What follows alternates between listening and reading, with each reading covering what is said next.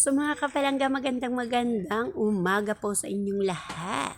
So mga kapalangga, gusto ko lang kayong batiin ng magandang umaga.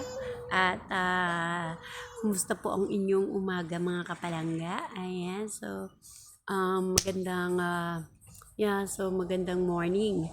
So mga kapalangga, ingat po tayo palagi, no? So be ready tayo, no?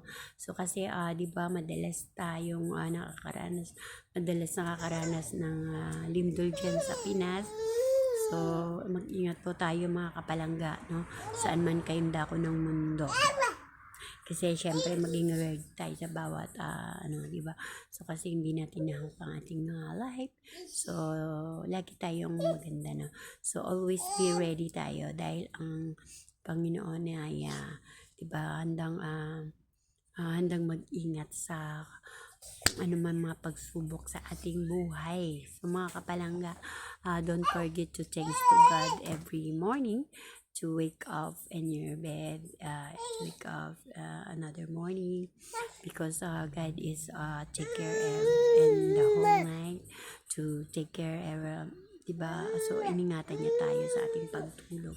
So ingatan natin na huwag nating kalilimutan na huwag magpasalamat sa ating Panginoon. Always be magpasalamat po tayo lagi sa ating Panginoon sa bawat umaga, sa ating pagising. Dahil binigyan pa tayo ng panibagong umaga, panibagong liwanag, panibagong pandinig, panibagong paningin, no? So maraming salamat Panginoon. Always be magpasalamat tayo sa ating Panginoong Jesus. No? Dahil ang Panginoong Hesus natin ay laging nandyan, handang mag-ingat, handang umunawa sa bawat anumang suliranin sa ating mga buhay. No? Sa ating mga pagkukulang, handa niyang patawarin niya. No? So, bye-bye. Thank you, everyone. Don't to thanks to God. Ito talaga, makulit man.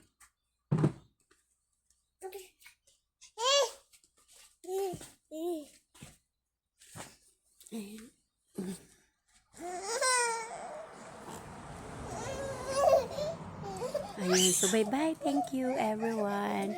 God bless everyone, mga kapalangga. So, ayan, so 1 minute, 3 minutes ko na lang ito, mga kapalangga, para ma-share ko rin sa sa YouTube, no? So, for video. So, mga kapalangga, ayan nga po. So, lagi nating pasalamatan ng ating Panginoong Hesus sa mga pagsubok, sa anumang mga suliranin natin sa ating buhay, no? So kasi nga wala naman pagsubok na binibigay ang ating Panginoong Hesus kung hindi natin makakaya, hindi niya ibibigay sa atin yan, no? So lahat ng pagsubok ay may suliranin. Lahat ng pagsubok ay kayang-kaya natin kasi inalaw ni Lord yan, kasi kayang-kaya natin yung pagsubok na yan. So yun mga kapalangga. So wag lang natin kalilimutan ang ating Panginoon. Pasalamatan, huwag natin kalilimutan tawag lagi ang ating Panginoon. Lagi nating pasalamatan sa lahat ng mga pagsubok, sa lahat ng mga natin, no? Balakid sa buhay, no? So yung mga kapalangga, thank you everyone. Don't forget to thank to God every morning when you wake up. So huwag natin kalilimutan magpasalamat sa ating Panginoon sa bawat umaga sa ating paggising. God bless everyone. See you next video, everyone. Bye-bye.